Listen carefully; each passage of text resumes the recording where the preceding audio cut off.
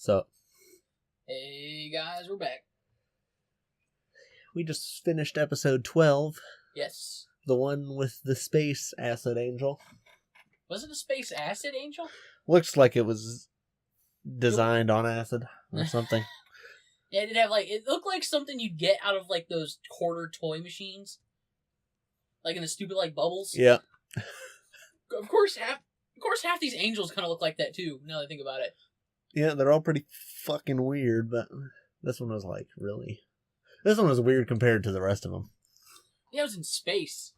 And it was like all bright orange. Yeah, bright orange, yellow, green. So we got to see the Gendo and Fuyutsuki, right? The old guy. Yeah. They're in the South Pole, which looks like the poster for End of Eva. Yeah. With I think it's Shinji and Asuka sitting, or is it Rei? Might be Asuka. I can't remember who it is. Yeah, Looking at red water, I'm assuming there's either it just looks really. That's one of the coolest looking places from the show in the movie, or like something goes down there. I guess we'll see. Right. They're on this aircraft carrier with this long, wrapped stick-like thing. Don't know what that is. Creepy. It is kind of creepy. They might be poking something. Yeah. Down below. Poke it. Yeah. Let's just imagine Gendo. He's hitting his pose. He's like, poke it. Poke it. Let Shinji poke it. So we get the space angel. We get Misato gets a promotion, so we get like a scene. Little party. Yeah. I actually really like that scene where it like it's all zoomed in on Shinji's face, and then he and Misato are just like talking about, whatever. Yeah. And Shinji's like, I'm not really comfortable with all these people, and they're so loud, and like pans behind their backs. Yeah. It's a good scene. You brought up a good point. You're like, you said Misato seems to just hang out with a bunch of kids all the time. Yeah. Which is kind of creepy. Yeah. I know she's kind in some ways she's kind of childish now.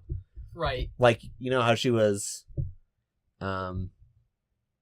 like describing her father as like all he cared about was his work, and he was kind of childish for that. By the way, we do get a bit of we got a nice little cool looking flashback scene at the beginning, and then a little bit of an explanation. And then Misato kind of talks about her past to Shinji. Yeah. And when she says that he was kind of like he was like a kid, she's the same way. Yeah. In some ways, because she's also like everyone's like the odds are completely against you, and you would like put these kids in danger just to kill one angel, and she's like, yeah, I will. We get more kids. I'm talking about I don't think it's like she's like willing to sacrifice them, but I think she has a childish or like an immature mindset where she just believes that everything is going to be fine.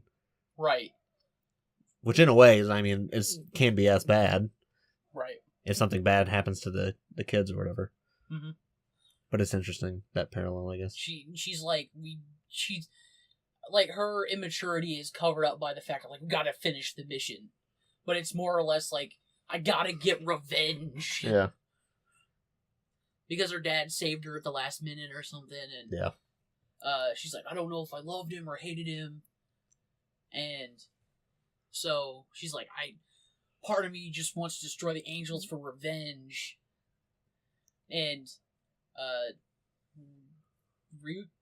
the scientist lady, I can't remember her name. All these, they're throwing a lot of names at me. Ritsuko, I think, is her first quote unquote first name. Right. She's like, you're just doing this to get. This is your revenge. She pretty much admits it. Yeah. Yeah.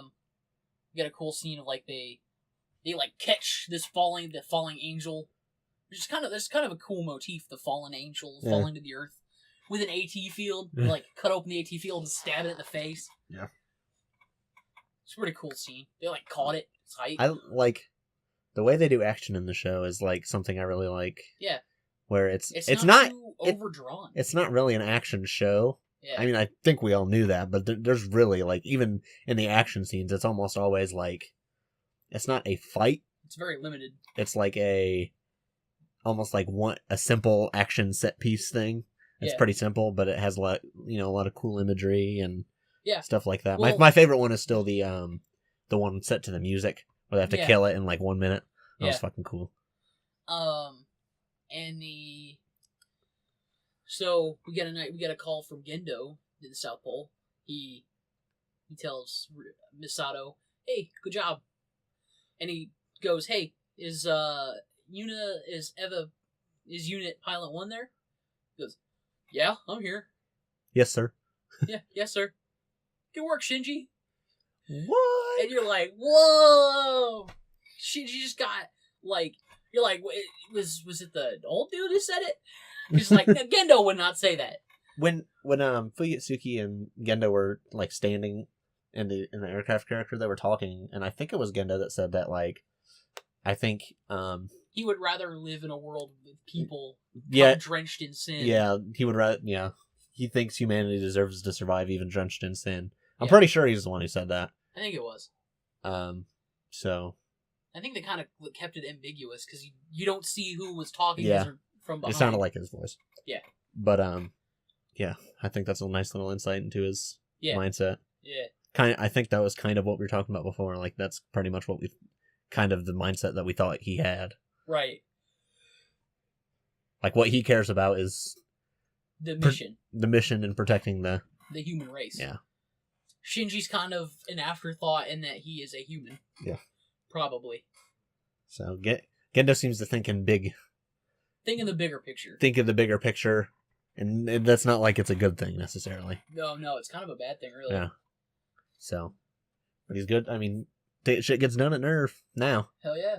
I remember, like, in some of the first episodes, they would show like scenes of people talking shit, like "fuck you," especially the one where they went to that other robot. Oh yeah. We still don't know how. We know that it was staged, but we don't know how much of it was staged. Right. Like, when Gendo and Co sabotaged it, is everybody there fake? Or did they just fuck up the robot on purpose? I think they fucked up the robot on purpose. Yeah. So, if that's the case, then the people in that like scene are genuine. You know, where they're talking shit about Nerve, so. More than likely. There's probably more than a few, like, detractors of Nerve. And I think before we were saying that it seems like all the angels have numbers, and like the first one must have been the second impact or something. And there's a line when I was watching this one. There's a line where they said the angels that attacked during the second impact, so that can't be true. Right. I'm assuming that Angel 1 is like the first in this set of angels or whatever. I don't know. Yeah. They all have names too. Yeah. Like, I think they all have like maybe biblical names. I don't know. Yeah, I'm not sure. I'm not gonna look into the names or anything until here's what'll happen. You'll look at the name. And we'll finish the series and then the movie, and then I'll look like a bunch of shit up and like read a bunch of shit about it and be like, oh, okay, I feel like I finally, I feel like I have a grasp now. I'm kind of like floundering, but that's okay. You're grasping. You're like. The stuff that's ambiguous is not like the important stuff. Like the main things that are happening and like the character development stuff is not ambiguous. It's more like the backstory. They kind of just spoon feed it to you. So yeah, and I'm sure that's on purpose. I'm sure we'll get it. And I'm sure we'll get more. Yeah. So yeah, there's also a good scene I want to mention where the kids are on the elevator, and then Shinji's like, Asuka, why do you pilot the Ava? And she's like, to prove how awesome I am. And he's like, so basically, so people know you exist. And she's like, yeah, I guess. And then she's like, why do you do it, Miss Perfect? And then Shinji's like, I've asked her. Yeah, I've already asked her. She won't tell me. And then Asuka's like, why do you do it? And he's like, oh, I just do it. Because people want me to. Yeah. But then we find out at the end of the episode, he's like, maybe I pilot it so my dad will pay attention to me. Will pay attention to me. Yeah. I want to be praised by my dad. All he wants is some positive attention from his dad, man. It's not going to happen.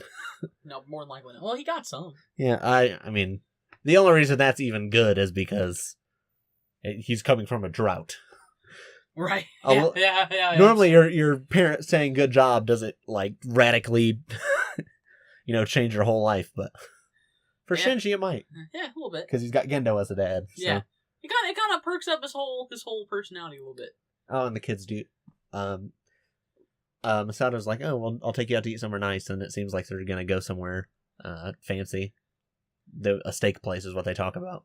And then Ray's like, I don't eat meat. And then at the end of the episode, you find out they went to a ramen place. So apparently they went to somewhere lower scale so that could accommodate Ray. So that Ray would go and so that Misato could save some money. So yeah. They're pretty empathetic. Not so selfish. Yeah. Yeah. I don't like Asuka had shark fin ramen, which I don't know about. I'd like to try it. I don't. I feel bad for the sharks. Dude, what they do to those sharks is barbaric. Okay. I'm dead serious. I believe you. I believe you. All right, on to the next one. See you later, guys. Bye.